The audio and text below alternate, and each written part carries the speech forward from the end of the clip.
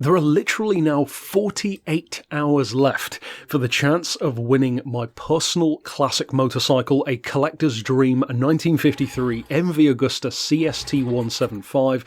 I get into, of course, the details about the bike in its own dedicated video.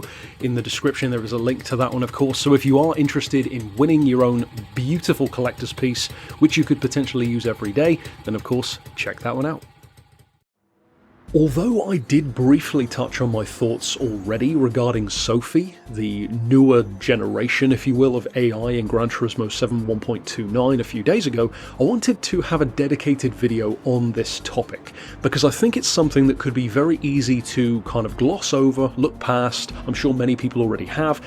This is one of those occasions where the delineations between the PS4 and the PS5 versions of Gran Turismo 7 are much more apparent, wherein you, I believe, can't play it on the PS4 version.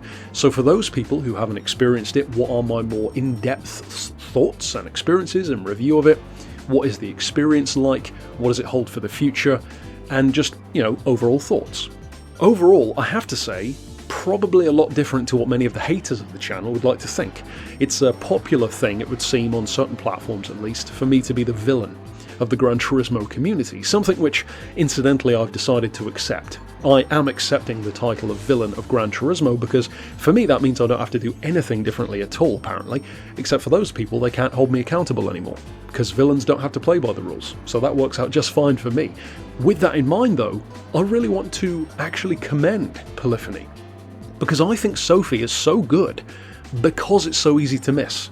This is such an easy thing to just play it, think, oh yeah, that's good, and then move on to something else.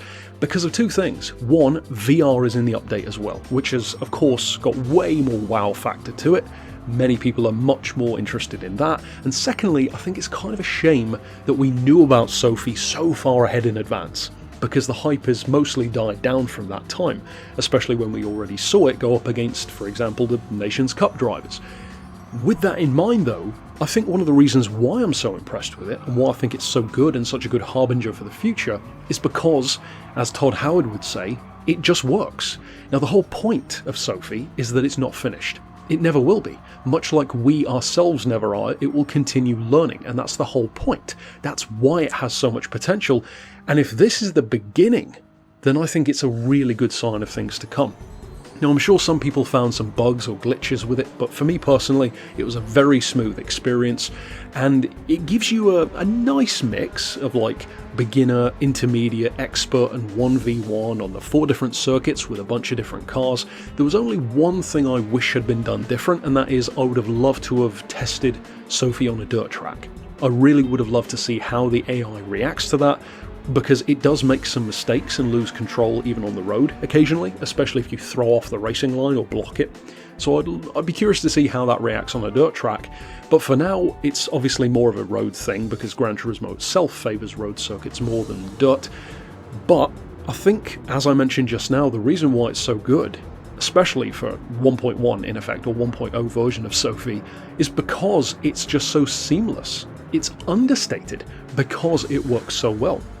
Now, my thoughts, as I touched on in that review of the update as a whole, are that it definitely makes more mistakes, it does feel more human, it feels like it absolutely has more personality, you can block the game a lot more, you can, especially in the 1v1s, you'll see some footage of that, make a catastrophic mistake where you'll gain a 10-second lead, it will begin to catch up, and a lot of people have said, like, you don't really want to be teaching the AI that the way to win is by bashing other people around, because it might start to do that, depending on the parameters that they've allowed it to do, and I'm sure there are fail-safes for that. But I think that the personality aspect, the skittishness, the hesitation, almost, that Sophie is showing is actually the really good thing about it. Because if you compare this to any racing game, not just Gran Turismo, but really any game, the AI always feels like they're doing what I believe they essentially are, which is just driving on rails. Forza is a prime example of how not to do AI in the Horizon games in particular. I despise the AI in Forza Horizon for the past few games now, and as much as I love Forza, It's just so lazy. The rubber banding is insane, and in Gran Turismo it's never been quite that bad, especially with the rubber banding. I don't think there is much of that, generally speaking. There certainly wasn't in the older games that I can recall, but the cars did feel very much like they were on rails. You know, you interact around them almost. It feels like the AI cars are just a flowing river going around the track, and you're just kind of a rock floating around between them and occasionally bashing into them or using them to get around a corner or brake checking them, whereas now Sophie actively avoids you. It will brake earlier, it will try to undertake you instead of overtake, it will go for the gap a bit more, and depending on the difficulty level, it might hold back, or push, or be more aggressive. Overall, I did notice it definitely seems to err on the side of defensive driving more than offensive or aggressive, which I think is the right way to go. You don't necessarily want the AI to immediately give off a bad impression, like it's cheating or trying to box you out, because people will just hate it. So I think they did the right thing there, whether it was intentional or not. And like I said, my thoughts are actually really positive on this. I think this is a far more significant development for the future of Gran Turismo, not only in this game, but definitely in future ones as well, than VR ever will be. VR is great, it's great fun, and even though I haven't used it in this game, of course I can see the appeal.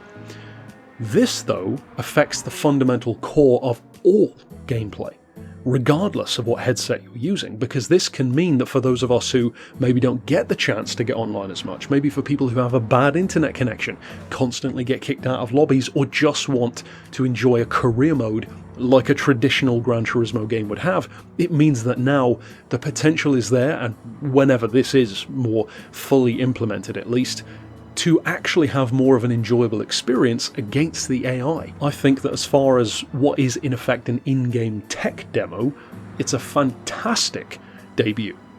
And even though technically I guess you could say this is 1.1 because we already saw it go up against the Nations Cup drivers, but still for many of us it's our first time actually having the hands-on experience. The potential is there for it to be unbeatably quick. Obviously that's not really going to keep anyone's attention, and yeah, that's it overall though for my thoughts. But yeah, I would love to hear your thoughts down below. For those of you who tried out the 1v1s, the different levels, did you find any of it too difficult to win? Did you find them too easy?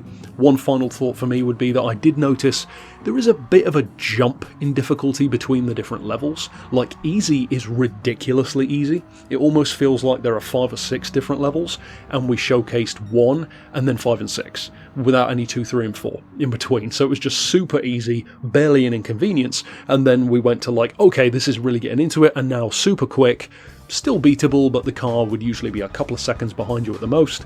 So it felt like there was a bit of a jump there. So maybe in terms of scaling the difficulty, there could be more input put in. But again, this is very early days stuff.